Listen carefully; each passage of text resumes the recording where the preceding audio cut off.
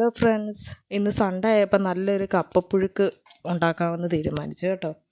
മാർക്കറ്റിൽ പോയപ്പം നല്ല പച്ചക്കപ്പ കിട്ടിയിട്ടുണ്ട്. അത് നല്ല ആദ്യം തന്നെ അങ്ങ് അതിൻ്റെ തൊലിയൊക്കെ പൊളിച്ചെടുത്ത് ക്ലീൻ ചെയ്യുവാണേ. അപ്പോൾ കപ്പ തൊലിയൊക്കെ കളഞ്ഞ് നല്ല വൃത്തിയായി കിട്ടിയിട്ടുണ്ട്. അതിപ്പം നമുക്ക് നല്ല അടിപൊളിയായിട്ട് അങ്ങ് കൊത്തിയെടുക്കാം കേട്ടോ. അപ്പോൾ കപ്പ നമ്മൾ 2-3 വട്ടം നല്ലതായിട്ട് കഴുകണം കേട്ടോ. എല്ലാവരും വീട്ടിലൊക്കെ ഉള്ളപ്പോൾ കപ്പയും മീൻകറിയൊക്കെ തിന്നാൻ നല്ല രസമല്ലേ. അങ്ങനെ നല്ലതായിട്ടത് കഴുകി അങ്ങ് എടുക്കുന്നുണ്ട്. അപ്പോൾ നമ്മുടെ കപ്പയുടെ വെള്ളം നല്ല അടിപൊളിയായിട്ട് തിളച്ചുകൊണ്ടിരിക്കുകയാണ്. അതിലേക്ക് നമുക്ക് കപ്പ ഇടാം കേട്ടോ. അപ്പോൾ നമ്മുടെ കപ്പ നല്ലപോലെ വെന്ത് വരുന്നുണ്ട്. വെള്ളമൊക്കെ തിളച്ച് വെന്ത് കിട്ടിയിട്ടുണ്ട്. നമുക്ക് കപ്പയ്ക്കുള്ള അരപ്പ് തയ്യാറാക്കാം കേട്ടോ. അതിനുവേണ്ടി നമ്മൾ തേങ്ങ, കരിവേപ്പില, ഉള്ളി, മുളക് എല്ലാം എടുത്ത് വെച്ചിട്ടുണ്ട്.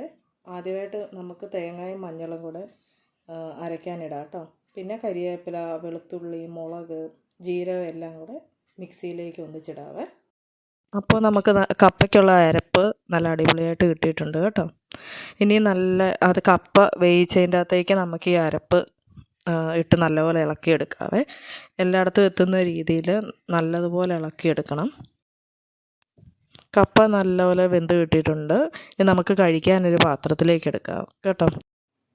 അപ്പോഴാണ് നെച്ചു അതുവഴി തേരാപ്പാര ഒരു പണിയില്ലാതെ നടന്നത്. അപ്പോൾ ഞാൻ വിചാരിച്ചു നെച്ചുവിനെ വിളിച്ചങ്ങ് ടേസ്റ്റ് ചെയ്യിക്കാമെന്ന്. പുള്ളി അടിപൊളിയാന്നൊക്കെ